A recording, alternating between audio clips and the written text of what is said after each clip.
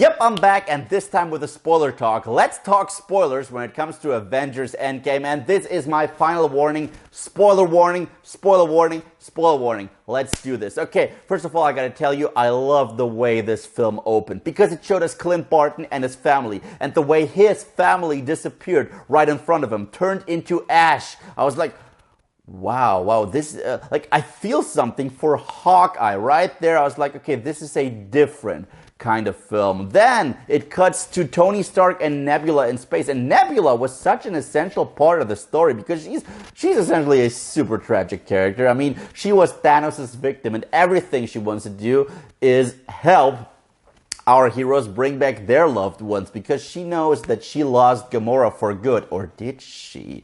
And Tony Stark, man, when he comes back, like Captain Marvel saves him and Nebula, brings them back to Earth, and when he arrives there, first thing he says to Steve is like, I lost the kid, because Spider-Man's death stuck with him.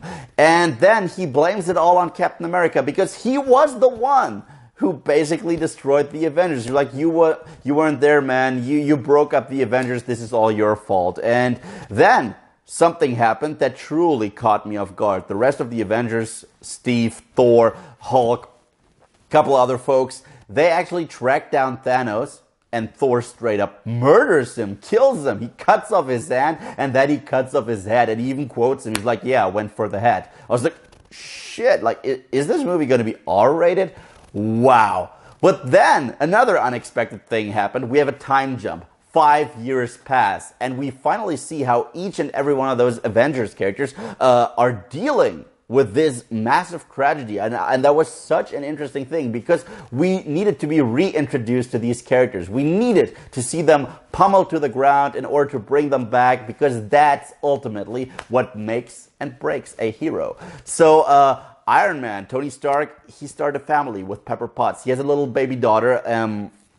He has a little daughter, and he's an amazing dad. I love that entire sequence so much. Thor is kind of a slob. He's fat. Korg is still around. I was so happy to see Korg back. Like, he started to reestablish Asgard on Earth. So Valkyrie's still there. Korg's still there. I love that aspect. I was like, wow, this is Thor. Were Thor's sequences written by Taika Waititi? Like, it wouldn't have surprised me. Let's put it like that. Then we cut to Steve Rogers, who funny enough, hosts self-help group meetings, like, for people to come to terms with all their losses. Because, yeah, we all know what happened. 50% of all life.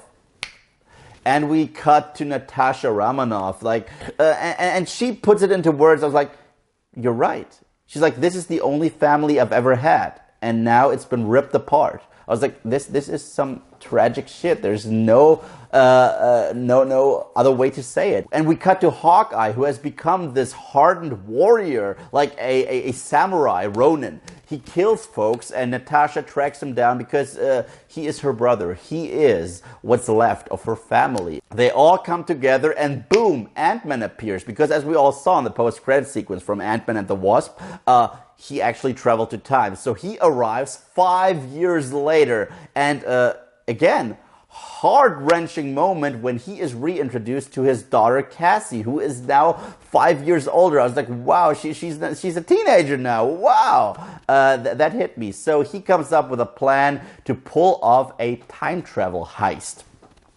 So all of our Avengers, we saw that in the trailer. They dress up with their white suits. I called it. Yeah, they went back. They went back through time. They went to different locations. They went to all the different locations from previous films in order to reassemble the Infinity Stones, because Thanos had destroyed them. This is why Thor killed him. And interestingly enough, the Hulk is now Professor Hulk or Dr. Hulk. Like, he's intelligent. He has the strength and look of the Hulk, but he has the intelligence of Bruce Banner. I was like, this is amazing. I always loved that aspect in the comic books. I never thought I'd see it on screen, so that was the other surprise when it came to the original six. So they go back in time in different groups. Tony, Cap, Hulk, and Ant-Man, I believe, go back to the very first Avengers film in order to get the spear from Loki and the Tesseract. War Machine and Nebula go back to the planet from the very first Guardians of the Galaxy film and try to steal the orb from Quill. That's hilarious. And we actually see the dance routine only without the actual song. Love that aspect so much. And the third group was Natasha Romanoff and Hawkeye going to Vormir, you know, where they got the Soul Stone. So this time around, it is actually Natasha who sacrifices herself. She's willing to die for the team. And I was like, wow, they just killed Black Widow for good. Heart-wrenching moment. I was like, wow, this is hard to watch. Like, this hit me to my core. And they realized, because they fucked something up, so they couldn't actually assemble all the stones. So Cap and Tony went back even further in time. So Tony actually got to meet his father, which was another emotional moment, an important moment for Tony. They assemble all the stones. Finally, the Hulk uses them, and Thanos, past Thanos, learned through Nebula in a very weird way what the Avengers are trying to do, and which is basically to undo stuff that he will do in the future, which leads to the biggest battle of all time. And boom, all of a sudden, all the dusted ones show up in the most epic shot in Avengers history. And Cap gets to say it, Avengers assemble. They all attack Thanos, and basically, Iron Man gathers all the stones. He has a specialized Iron Man Infinity Gauntlet, snaps his fingers, and eradicates Thanos and his army, but not without a cost. He ends up dying, and that, wow, I mean, tears rolled down my face. There's no other way to say it. And then we get to see one of the most beautiful shots in the entirety of the MCU, which is Iron Man's funeral, because everyone is there. Every single character from all the Marvel movies, even the kid from Iron Man 3 is there. They're all mourning him. I was like, this is awesome. Like, the Guardians, the old Avengers, the new Avengers, Captain Marvel, Ant-Man, Doctor Strange, all of those folks are there. And I was like, this is truly amazing. I mean, wow.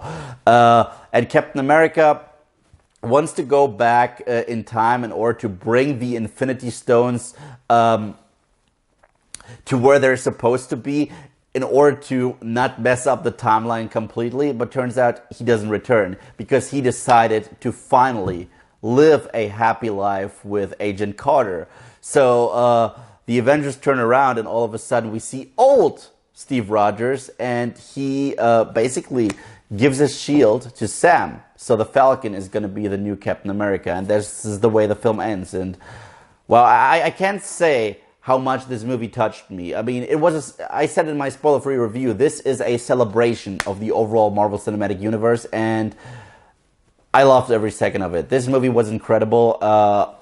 It's now my favorite movie of the year. I mean, let's see what Star Wars Episode 9 has in store for us. Let's see what this year has in store for us. But the summer has officially been kicked off, and I loved every second of it. So with or without spoilers, what did you think of Endgame? Let me know in the comment section below. And thank you guys, as always, for watching. If you like what you see here and you want to see more, then just subscribe.